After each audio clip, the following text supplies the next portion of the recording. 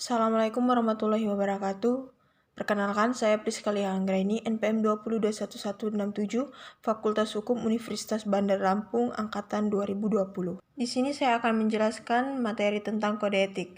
Sebelumnya, izinkan saya untuk memberikan sub-sub kode etik tersebut. Yang pertama, pengertian dari kode etik. Yang kedua, fungsi kode etik. 3. Tujuan kode etik. 4. Faktor kode etik. Dan yang terakhir, sanksi pelanggaran kode etik. Pengertian kode etik. Kode etik berasal dari dua kata, yaitu kode dan etik. Kode artinya tanda yang disetujui dengan maksud tertentu, sedangkan etik berasal dari bahasa Yunani, yaitu ethos, yang memiliki arti watak, adab, dan cara hidup. Pengertian kode etik menurut ahli. Yang pertama, menurut KBBI. Kode etik adalah norma dan asas yang diterima sebagai landasan tingkah laku. Yang kedua, menurut UU dalam pasal 1/6 Undang-Undang Republik Indonesia Nomor 18 Tahun 2011 tentang perubahan atas Undang-Undang Nomor 22 Tahun 2024 tentang yudisial. Kode etik adalah panduan dalam rangka menjaga dan menegakkan kehormatan, keluhuran, martabat dalam menjalankan profesi kemasyarakatan di luar dinas. Sedangkan menurut Abdul Qadir Muhammad, kode etik adalah norma yang ditetapkan dan diterima oleh kelompok profesi yang mengarahkan dan memberikan petunjuk kepada anggotanya bagaimana seharusnya berbuat dan sekaligus menjamin mutu moral profesi di mata masyarakat. Kode etik profesi merupakan produk etika terapan karena dihasilkan berdasarkan penerapan pemikiran etis atas suatu profesi. Jadi, dapat disimpulkan kode etik adalah norma-norma yang harus diindahkan oleh setiap anggota profesi di dalam melaksanakan tugas profesinya dalam hidup di masyarakat.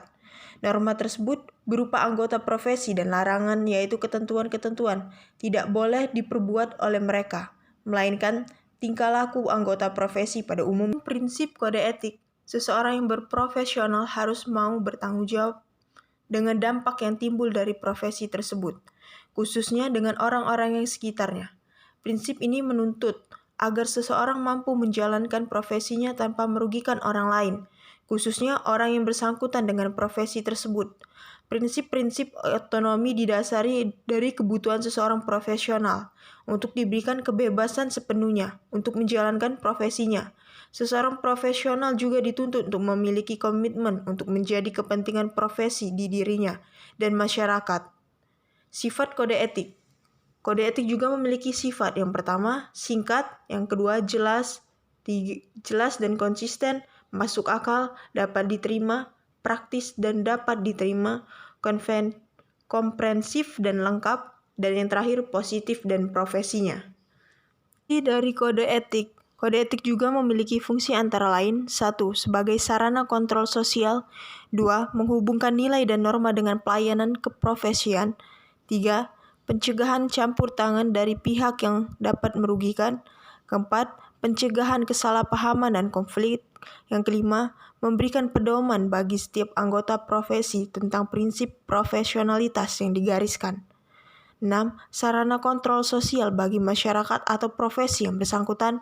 Dan yang ketujuh, mencegah campur tangan pihak di luar organisasi profesional yang bersangkutan. Tujuan kode etik dalam bidang profesi dibuat yang pertama agar seseorang profesional bisa memberikan jasa sebaik-baiknya kepada pemakai atau nasabah.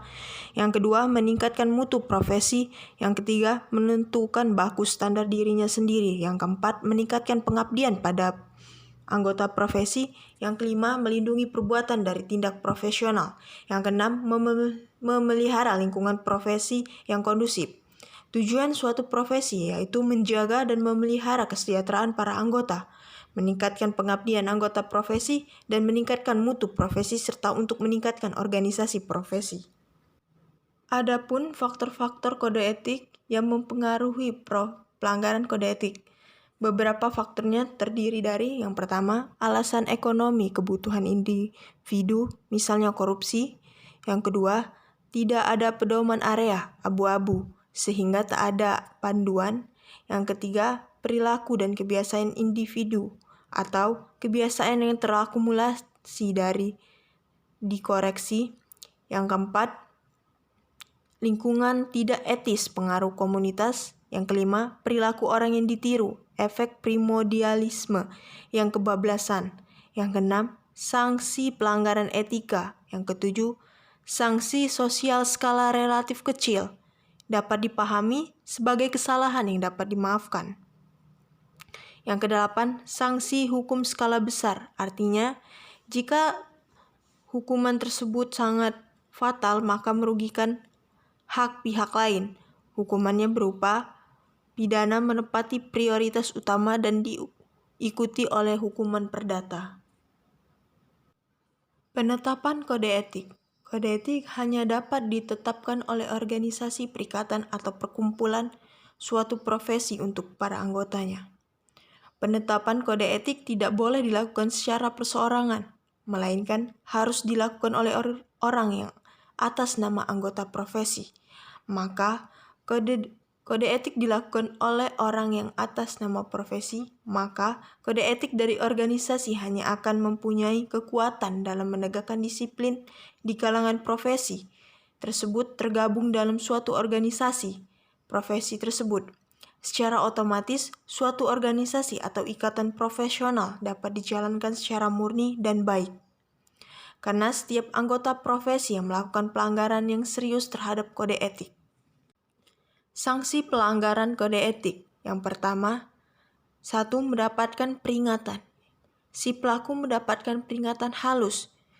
Misalnya, jika seseorang menyebutkan suatu instansi terkait, bisa saja ia akan menerima email. Yang kedua, pemblokiran. Pelanggaran dalam kasus yang sangat berbeda-beda. Kemungkinan kasus tersebut adalah pemblokiran akun pelaku aksinya. Yang ketiga, hukuman pidana atau perdata. Setiap penyelenggaraan negara, orang, badan usaha, atau masyarakat yang dirugikan karena penggunaan nama domain secara tanpa hak oleh orang lain, berhak mengajukan gugatan pembatalan nama domain dimaksud dalam pasal 23 ayat 3. Adapun contoh pelanggaran kode etik, salah satunya yang pertama, hacker dan cracker. Hacker adalah seseorang yang bisa masuk ke dalam jaringan atau sistem tertentu, namun tidak mencuri, merusak jaringan. Sedangkan cracker adalah seseorang yang bisa masuk ke dalam jaringan atau sistem tertentu, serta merusak, mengambil, dan memanipulasi jaringan atau sistem tertentu. Yang kedua, denial of service attack, yaitu larangan terhadap jaringan atau koneksi sampai seseorang tidak bisa mengakses jaringan. Yang ketiga, piracy, yaitu pembajakan suatu dokumen atau hal lain seperti film, musik, dan lain-lain. Yang keempat, gambling adalah situs perjudian atau game online. Yang kelima, pornografi atau pedofilia adalah penyebaran foto atau video yang mengandung pornografi. Adapun manfaat dari kode etik, yang pertama, para profesional akan lebih sadar tentang aspek moral dari pekerjaannya. Dengan adanya kode etik, para profesional akan bertindak dengan kesadaran sebagaimana yang dituntut dalam kode etik. Yang kedua, kode etik berfungsi sebagai acuan yang dapat diakses secara lebih mudah. Dengan fungsi ini, kode etik akan dapat mengarahkan manajer untuk selalu memelihara perhatiannya terhadap kode etik. Yang ketiga, ide-ide abstrak dari kode etik akan ditranslitkan ke dalam istilah yang konkret dan dapat diaplikasikan ke segala situasi. Yang keempat, anggota sebagai suatu keseluruhan akan bertindak dalam cara yang lebih standar pada garis profesi. Keragaman pandangan atas nilai moral yang didasari oleh berbagai latar belakang, diri anggota akan tidak menguntungkan bagi pencapaian kinerja tertinggi dari sebuah profesi. Dan yang kelima, menjadi suatu standar pengetahuan untuk menilai perilaku anggota dan kebijakan profesi, dan kode etik sebagai pedoman perilaku profesional hadir untuk dihati dan ditaati. Keenam, anggota akan menjadi dapat lebih baik menilai kinerja diri sendiri. Yang ketujuh, profesi dapat membuat anggotanya dan juga publik sadar sepenuhnya atas kebijakan-kebijakan etisnya. Sebagaimana telah disebutkan bahwa profesi akuntan sangat mengandalkan keberadaannya pada kepercayaan yang diberikan oleh publik. Dan yang terakhir, anggota dapat menjustifikasikan perilakunya jika dikritik. Sekian materi yang saya sampaikan. Jika ada salah-salah kata, saya mohon maaf. Pada Allah saya mohon ampun. Saya ucapkan terima kasih. Wabillahi taufiq wal hidayah. Wassalamualaikum warahmatullahi wabarakatuh.